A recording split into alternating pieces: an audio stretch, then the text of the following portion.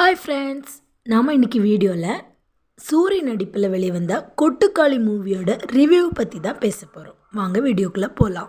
Actor சூரிய நடிப்பில் ரீசெண்டாக வெளிவந்த கருடன், விடுதலை போன்ற படங்கள் அனைத்துமே வெற்றி பெற்ற நிலையில் எதிர்பார்ப்போடு சென்ற ஃபேன்ஸுக்கு இந்த மூவி ஏமாற்றத்தை கொடுத்ததுன்னு தான் சொல்லணும்.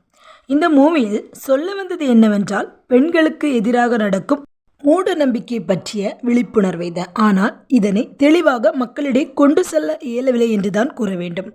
சொல்ல வேண்டியவற்றை யதார்த்தமாக காட்டுகிறேன் என்று கூறி பல முகம் சுளிக்கும் காட்சிகளை படத்தில் சேர்த்திருப்பது ரசிக்கும்படி இல்லை.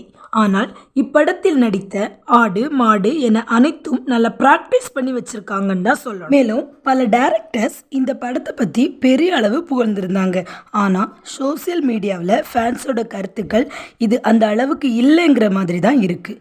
இந்த படத்தின் கதை என்று பார்த்திங்கன்னா, ஒரு ஸ்மால் வில்லேஜில் அந்த கிராமத்தில் உள்ள சூரியின் முறைப்பெண்ணான ஹீரோயினுக்கு காலேஜில் படிக்கும் ஒருவரை காதலிப்பதாக கூற, அவருக்கு யாரோ சூனியம் வைத்திருப்பதாக ஃபேமிலி நினச்சி ஒரு போலீஸ் சாமியாரிடம் அழைத்து செல்கிறார்கள். அவர்கள் போகிற வழியில் என்ன நடக்குது என்பது தான் இந்த மூவியின் ஸ்டோரி. கதை என்பது என்னன்னு தெரிந்து கொண்டு போனவர்களுக்கு இந்த படம் ஓகே தான். மேலும் இந்த படத்தில் மியூசிக் டைரக்டர் இல்லாத காரணத்தினால் படம் மிகவும் ஸ்லோவாக நகருகிறது. மேக்ஸிமம் இந்த மூவியில் நம்ம அஸ்யூம் பண்ணுறது மாதிரி தான் அதிகமாக இருக்குது. ஆனால் சூரியின் நடிப்பு, ஹீரோயின் ஆக்டிங் மற்றும் துணை நடிகர்கள் ஆக்டிங்னு அனைத்துமே பாராட்டும் வகையில் தான் உள்ளது.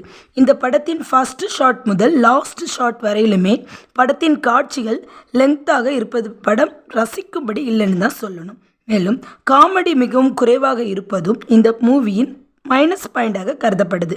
மேலும் அடுத்தது என்ன நடக்கும்ங்கிற சுவாரஸ்யம் என்பது இல்லாமல் இருப்பது முக்கிய மைனஸ் பாயிண்டாக இப்படத்தில் உள்ளது. மேலும் இந்த படம் பார்க்க சென்றவர்களுக்கு இது ஒரு கிளைமேக்ஸே இல்லையே, என்ன படண்டா, தூக்கம் வருது என்ற நிலையில்தான் உள்ளது.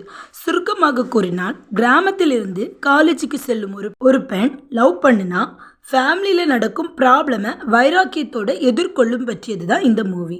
மேலும் இதில் நடித்த கலைஞர்கள் அனைவருமே கதாபாத்திரமாகவே வாழ்ந்து காட்டியிருக்காங்கன்னு தான் சொல்லணும். மொத்தத்தில் இந்த மூவியை மிகவும் பொறுமை உள்ளவர்கள் மட்டும்தான் பார்க்க முடியும்.